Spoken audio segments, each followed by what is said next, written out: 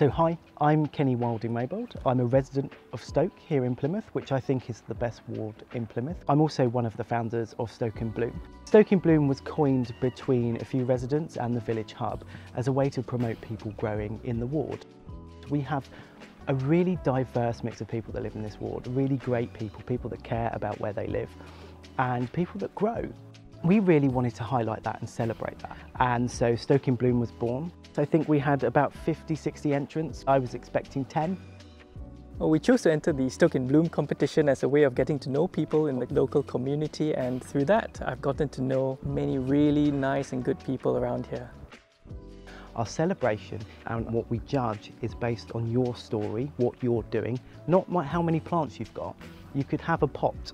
It's why have you done that pot? It's about the person and the place and that connection, opposed to, I suppose, traditional methods where it's a little bit more about how many resources you have. So our question to those that apply is, what are you doing or have done in your garden to increase the space for insects and pollinators to come in? We chose not to use pesticides as a way of increasing the wildlife and the insects and pollinators in our garden, really. One of the benefits of growing your own stuff is so that we get to choose what we use to grow them, and by choosing not to use pesticides has benefits all around, both for us and also for the wildlife and environment. The category was designed to promote and give people that courage to do something, however big or small that may be. We made a very strong stance that actually, if we're going to step forward, we have to draw a line somewhere. Peat extraction is a huge contributor to climate change. So encouraging people to grow more or buy from producers with good ethics is something we want to promote.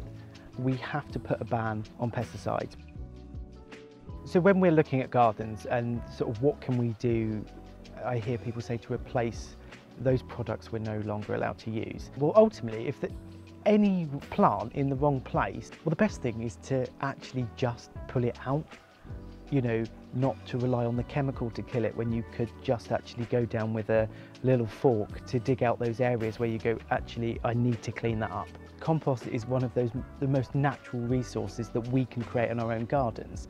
It's going, this is my garden, this is where I live, but so do other things. We have to make a stand of going, this is how we're going to step forward. A big part of Bloom has always been that no one idea is right.